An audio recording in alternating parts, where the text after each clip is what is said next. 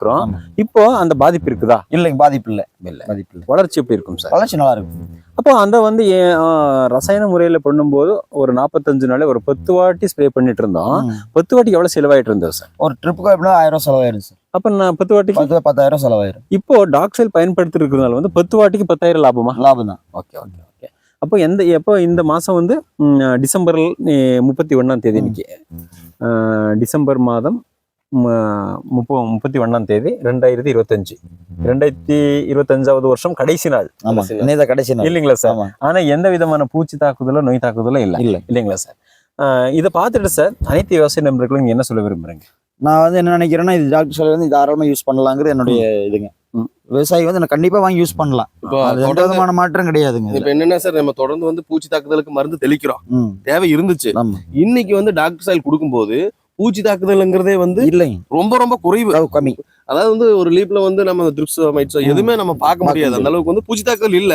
அதனால இந்த மருந்து தெளிக்க வேண்டிய அவசியம் விவசாயிக்கு ஏற்படல.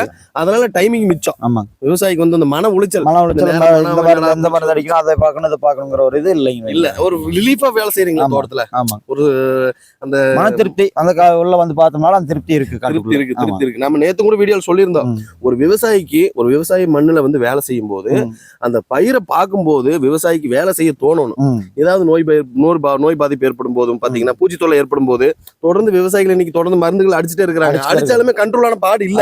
தொடர்ந்து அந்த வேலையை செய்ய வேண்டியிருக்கு. எதுக்கு மருந்து அடிச்சிருப்ப திருப்பி பார்த்தா நாளைக்கு வேற ஒரு பிரச்சனை இருக்கும். அதுக்கு மருந்து அடிப்பு திருப்பி அதுக்கப்புறமா வேற ஒன்று வரும். ஏதோ ஒரு பிரச்சனை வந்துட்டு தான் இருக்கும். இப்போ நீங்க இந்த 45 நாள்ல சார் நீங்க என்னென்ன பண்ணீங்க தோட்டத்துல? ஒரு வேலைன்னு சொல்லி என்னதான் பண்ணீங்க? இதுக்கு வேலைன்னு வந்து நான் மருந்து அடிக்கலைங்க. சரிங்க. அந்த ஒண்ணுதான் இந்த மருந்து அடிக்காத வேலை ஒன்று மெயினுங்க. இந்த வேலை வந்து எப்படி இந்த காட்டுக்குள்ள வந்து பந்தல் விவசாயம் பண்றோம், எல்லா விவசாயிக்குமே தெரியுங்க. அது இந்த மருந்து என்ன அடிக்கணும், எப்படி எந்த டைம்ல வந்து மருந்து அடிக்கணும், என்ன பண்ணணும் பார்த்துட்டே தான் இருந்தாகணுங்க.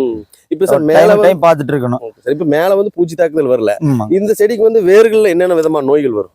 வேறல வந்து அவ்வளவு பெருசா எங்களுக்கு வந்து நம்மளோட பிரச்சனை தான் அதிகமா இருக்கு. இப்ப ஏதாவது அந்த மாதிரி இல்லைங்க. ரூட்டோட வளர்ச்சி எப்படி நல்லா இருக்கு? நல்லா இருக்குது. ரூட்டோட வளர்ச்சி நல்லா இருக்குது. இந்த கிரீனரியும் பாத்தீங்கன்னா கிளி பச்சை கலர்ல இருக்குது நம்மளுக்கு. நம்ம டாக்டர் சாயல் மூலியம் என்ன சொல்றோம்னா, பௌதிக தன்மை, உயிரியல் தன்மை, ரசாயன தன்மைன்னு சொல்லி சொல்றோம். இப்ப நாம அன்னைக்கு ஸ்டார்டிங்லயே பறிச்சு